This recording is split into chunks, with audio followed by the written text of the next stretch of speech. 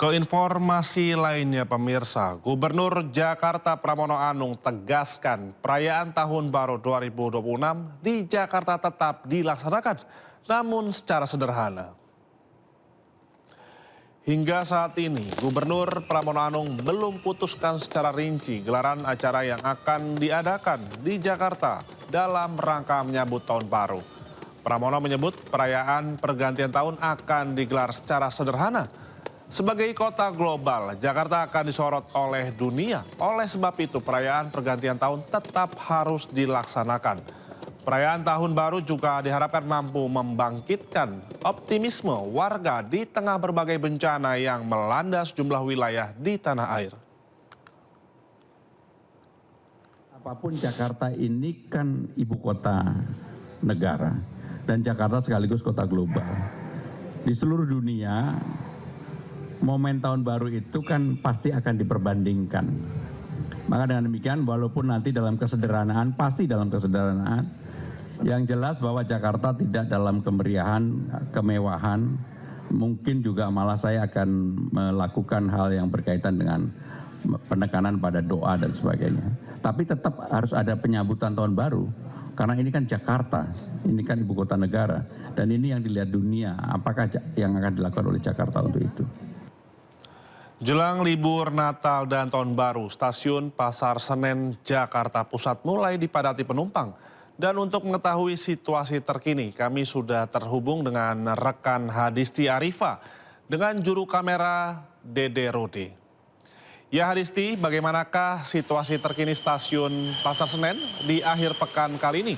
Apakah sudah ada masyarakat yang bersiap untuk pergi berlibur? Dan apakah antisipasi dari pihak KAI? Juga pemirsa terkait memasuki periode Natal dan juga Tahun Baru, penumpang di stasiun Senen Jakarta ini sudah mulai mengalami peningkatan pada hari ini. Nah, untuk hari ini saja pada pukul 9 pagi tadi data paling update menyebutkan bahwa sebanyak 34.000 lebih penumpang yang berangkat dari KAI Daob 1 Jakarta.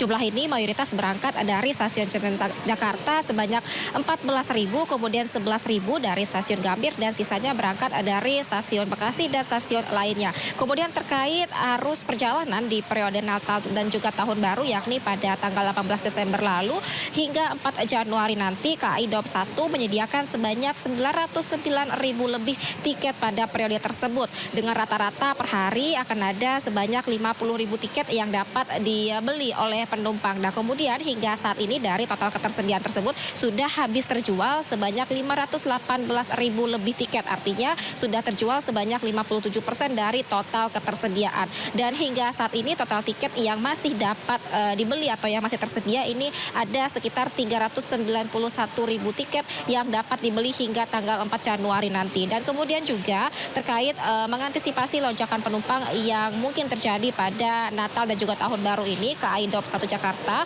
melakukan upaya penambahan armada kereta sebanyak 16 armada kereta tambahan yang akan berangkat dari stasiun Senen Jakarta dan juga dari stasiun Gambir, sehingga rata-rata perharinya akan ada sebanyak 84 perjalanan KA dari KAI Daob 1 Jakarta. Dan selama periode Nataru ini ada sebanyak 1.733 perjalanan yang berangkat dari Daob 1 Jakarta menuju ke sejumlah daerah yang mana ini menyebutkan mengalami peningkatan 10% dari tahun sebelumnya. Dan untuk itu KAI Daob 1 Jakarta ini tentunya menghimbau kepada para penumpang atau calon penumpang yang akan melakukan perjalanan untuk memperhatikan jadwal keberangkatan, kemudian juga memperhatikan ketersediaan tiket, karena untuk tiket yang masih tersisa ini tidak lagi banyak hingga 4 Januari nanti. Kemudian juga terkait puncak arus Nataru ini juga diprediksi akan terjadi 23, 24, dan 25 Desember. Indra. Baik, terima kasih rekan Hadisti dan juru kamera Yudi. Melaporkan langsung dari Stasiun Senen Jakarta Pusat. Selamat bertugas kembali. Sementara itu Menteri Keuangan RI Purbaya Yudi Sadewa bantah adanya adanya pajak untuk barang bantuan korban bencana di Sumatera dari luar Indonesia. Purbaya menegaskan bahwa bantuan dari luar negeri tidak akan dikenakan pungutan pajak selama mengikuti prosedur yang telah ditetapkan pemerintah. Salah satunya dengan melaporkan kiriman pada Badan Nasional Penanggulangan Bencana. Hal ini perlu dilakukan guna untuk mencegah oknum yang diam-diam mengirim suatu barang secara ilegal. Sebelumnya ramai di media sosial seorang diaspora di Singapura mengeluhkan prosedur pengenaan pajak pada barang bantuan dari luar negeri untuk korban bencana di Sumatera. Bea cukai segala macam nggak ada hatinya katanya. Barang-barang bantuan buat bencana kok dipajakin juga. Nggak ada seperti itu sebetulnya. Asal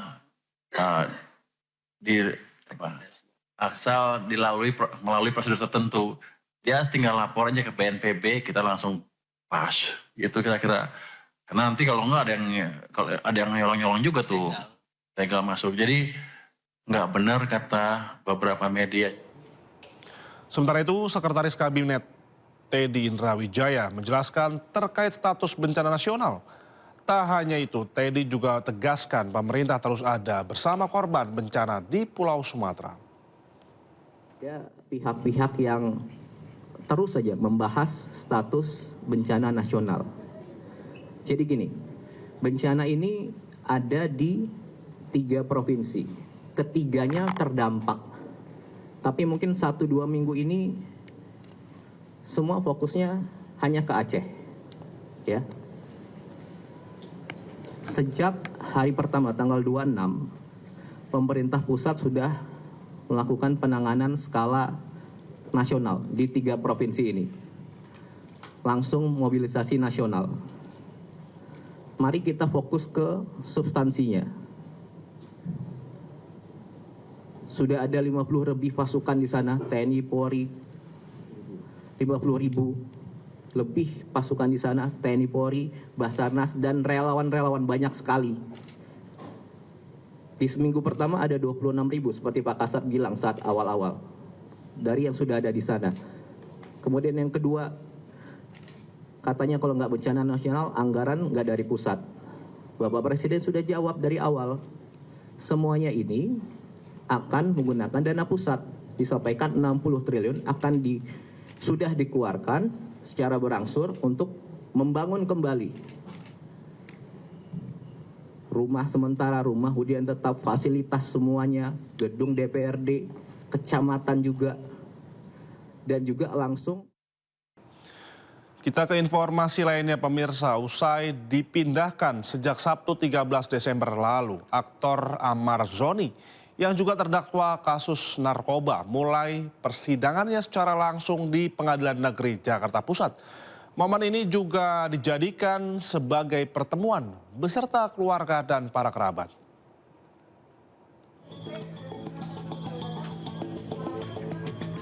Aktor Ahmad Zhoni yang menjadi terdakwa dalam kasus kepemilikan narkoba menghadiri langsung sidang lanjutan kasus kepemilikan narkoba di dalam rutan di Pengadilan Negeri Jakarta Pusat. Hal ini dilakukan usai Direktorat Jenderal Pemasyarakatan menyetujui permohonan jaksa penuntut umum terkait pemindahan sementara Ahmad dari Nusa Kambangan ke Jakarta demi kelancaran sidang.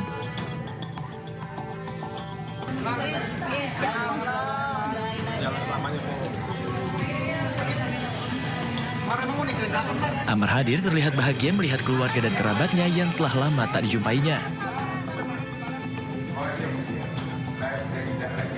Bersanding dengan 4 terdakwa lainnya, Ahmad nampak mengikuti jalannya sidang dengan seksama. Dalam proses tanya jawab, Ahmad menyatakan pengakuannya sebelumnya berdasarkan tekanan. Sebelumnya, Ahmad Zhoni didakwa menjual narkotika jenis sabu di rutan Salemba, Jakarta Pusat. Ahmad Zhoni menerima sabu tersebut dari seseorang bernama Andre yang kemudian dijual dan diedarkannya di dalam rutan. Dari Jakarta, Tim Liputan, A News melaporkan.